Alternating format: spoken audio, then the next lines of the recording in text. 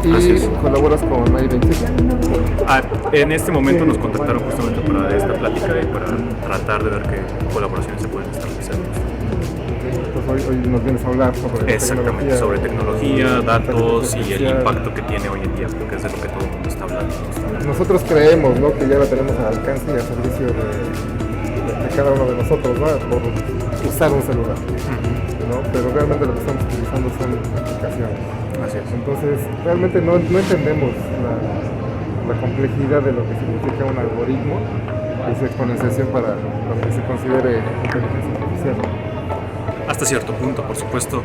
La pregunta es bien filosófica porque también podríamos hacer ese argumento de nosotros mismos, ¿no? Porque tenemos influencias de lo que hemos leído, de lo que hemos visto, de las personas con las cuales nos hemos convivido en cada momento. Entonces llega esa pregunta de si en realidad las ideas y nuestras creaciones son en realidad propias o son combinaciones curiosas de lo que hemos, de toda nuestra experiencia, ¿no? Y cómo eso va a ser diferente de la computadora o no. Entonces podrías llegar hasta esa pregunta, ¿no? De qué realmente es genuino y qué realmente es diferente. Es eso. Corremos el riesgo de que algún día esa inteligencia artificial nos diga qué es real, qué es bueno y qué es malo. No, porque de nuevo eso va a ser muy dependiente de las personas a final de cuentas, ¿no? De qué es lo que tú defines como bueno, qué es lo que tú defines como malo. La clave de todo esto de inteligencia artificial, en mi opinión, es ser críticos, ¿no? Y poderlo retar, o sea, no tomar todo lo que te dicen como alguien me lo está diciendo y por lo tanto eso es bueno o por lo tanto eso es malo, ¿no? Lo tienes que poder criticar y lo tienes que poder discernir, ¿no? Y tú generar tu propio juicio, justamente. En la medida que hagamos eso, pues no va a suceder el hecho de que una inteligencia artificial diga qué es bueno y qué es malo. ¿Tú desarrollas software o...? Yo desarrollo software, desarrollo la parte algorítmica exactamente y últimamente estoy bastante interesado en la parte de justicia, equidad, ¿no? Dentro de los datos. Esto que comentaba de una cosa es lo que nos dicen los datos y todos los sesgos que vienen con eso, porque las personas tenemos montones de sesgos y entonces nuestros algoritmos aprenden esos sesgos. La idea es entonces cómo generar nuevos métodos que se escapen justamente de eso, ¿no? En la medida de lo posible. Hoy en día hay problemas, de hecho justamente estaban las noticias por ahí de OpenAI justamente y privacidad de datos.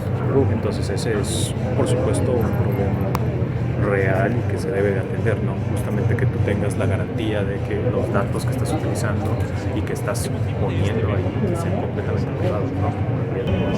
Muchas gracias. Comentarles que desde el punto de vista del UNAM hemos visto mucha gente acercarse a nosotros, hemos visto mucha gente acercarse a decir cómo funciona esta nueva tecnología y cómo la podemos aprovechar. Entonces, si hay una resistencia y hay un miedo que me parece natural a ser sustituidos, porque siempre hemos escuchado eso, una computadora va a venir a sustituirnos en algún momento, pero también está esta otra parte, ¿no? En cada una de estas crisis hay una oportunidad y estamos observando eso. Cómo podemos nosotros potenciar y cómo podemos nosotros aprovechar justamente este momento para aprovechar de esa tecnología. Yo soy fanático de la tecnología, me dedico a hacer algoritmos, me dedico a hacer nuevos métodos, entonces yo abrazo ese cambio, ¿no? Y se ve como una oportunidad gigante. Pero ¿cuál sería el mensaje, ¿no? Para otras personas tal vez que no están dentro de la tecnología? El mejor consejo que que les podría dar es ser escépticos. Eso de ahí es un arma infalible, ¿no? Y ahí cito, por ejemplo, a Carl Sagan en su libro del mundo y sus demonios, gran libro, y si no lo han leído se los recomiendo, es algo que yo creo que todo el mundo debería de leer, que justamente es tratar de obtener ese conjunto de herramientas que nos permitan a nosotros detectar el engaño.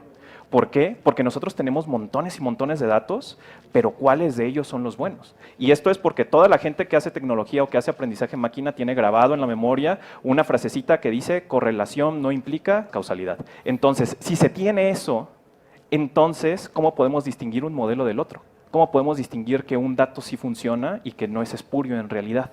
¿Y cómo le podemos hacer? Siendo escépticos justamente, teniendo justamente esa pregunta de qué pasa si.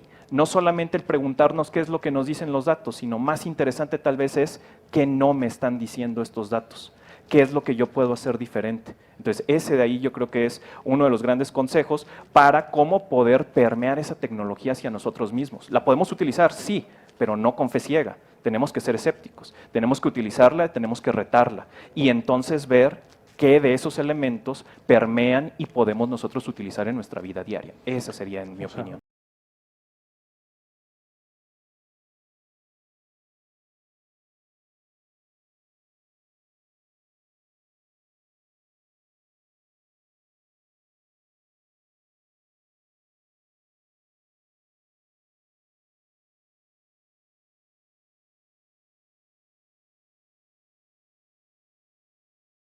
Hoy en día hay problemas, de hecho justamente estaban las noticias por ahí de OpenAI justamente y privacidad de datos.